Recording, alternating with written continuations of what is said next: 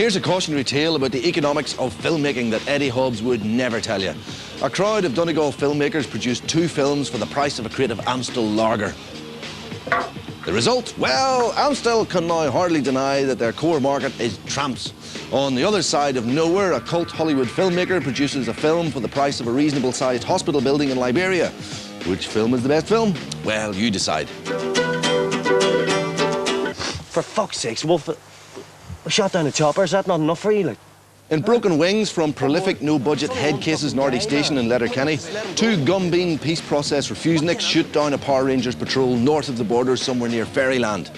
No, you'll never get in any trouble. It's not really dangerous in Ireland these days. No, fucking cunts! The disorientated pilot falls for some seriously toxic fairy footstools, and that's when the madness really sets in.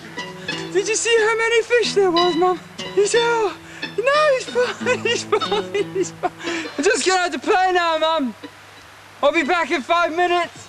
And that's what you get for falling in love with a mushroom. We've lost him, man. I'm telling you, we've fucking lost him. He's screaming his lungs raw, not 20 yards away from you, dressed in bright red. Ah, we have contact. Oh, fucking hell, people!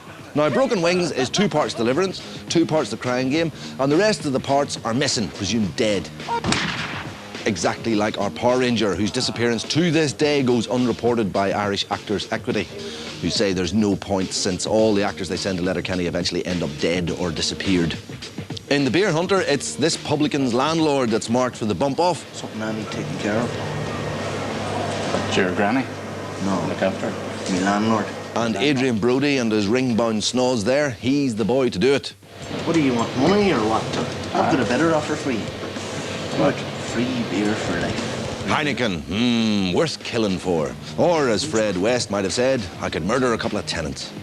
No, you might be surprised at the lengths they go to in Donegal to avoid paying rent, but landlords have never been a popular fixture on the landscape. Remember Mountbatten? I rest my case. So this is all the information you were given? Was it? 13 Main Street, Mr. Potato. Snozboy gets his target briefing on a top-secret beer mat with finely drafted details of his hit. Who needs a file when you can have a doodle? Come on, you poker. This is the kind of raw, rural gothic that Neil Jordan can only dream of. In the end, Mr. Potato Head preempts Snozboy's assassination attempt by jumping to his death from a grass verge. Fucking hell. Is this guy for fucking real? But still, there are secrets. I feel the evil all the time. I'm psychic. Mr. Potato Head is psychic. Get that boy a spot in the afternoon show. He doesn't have long to live. He's perfect. You were raped by one of your aunties when you were 14. Nobody knew that except me and me auntie. So, in short, drink less, think less, and stay away from your auntie. And finally, Vincent Gallo's The Brown Bunny, a movie on its way to a blowjob, and it's a hell of a way to go for an audience to laugh you out of the cinema in Cannes. Still, remember what I said, from humiliation, hilarity. Actually, not in this case. No, I mean this case. It's brutal. They even admit it on the box. Because 40 minutes of driving followed by 20 minutes of crotch diving does not an entertaining movie make. The other way round, though. You think you'd want to come with me? I don't even know you. Now out on DVD, I doubt that anyone watches the first 55 minutes of The Brown Bunny. They just fast forward the story to chapter 27, the resolution phase. Brings a whole new meaning to New Year's resolution. Okay, let's see, fast forward. Fast forward, fast forward, fast forward. Nearly there. That's it.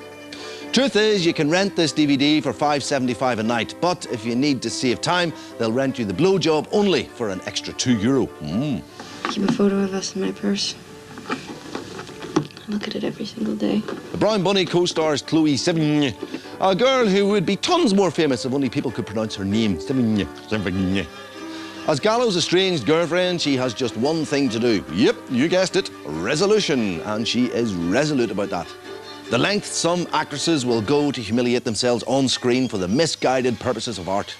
The Brown Bunny is a pretentious mess, and in the Nartys versus Hollywood Smackdown, the Nartys clearly win.